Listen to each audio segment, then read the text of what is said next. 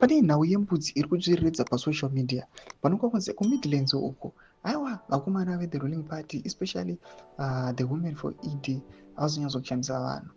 Panapa pane mbudzi yeproject iri kunzi yaitiwa nevakomana ve the regime.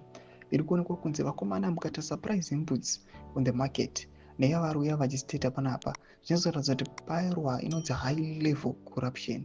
Sana mina mashoko anobuda achishamisa vanhu panapa.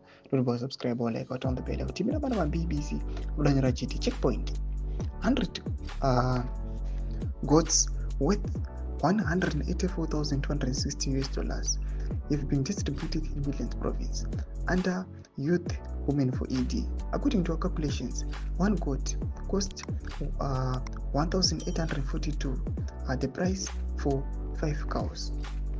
100 goat is said to empower rural communities in Midlands.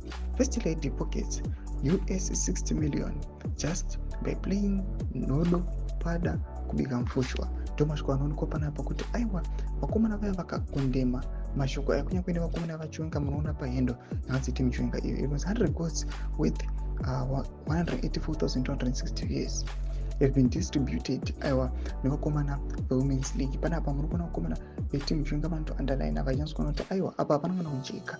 Amukamboti one mbudzi inokosta $1,000 inova cost yeMumbai 5.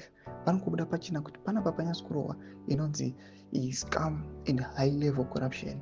Kuti panapa mukaona kuti ne1000 iyo iri kunzi cost one mbudzi imbudzi ngani dzaunotenga dzinopinda mu1000 imomo. Food for thought. Mashoko anobuda panapa atikuona kuti people they are just watching and see. Zvavo vakomana vachiita zvita vado zvavanoda vachitaura mashoko achiti aiwa isusu we do not have maintenance ekusteya beyond 2028. Tudze mafunguro enyu noti kudii pamusoro pechituko ichi kana kuna section yedu. So subscribe or like, turn on the bell icon.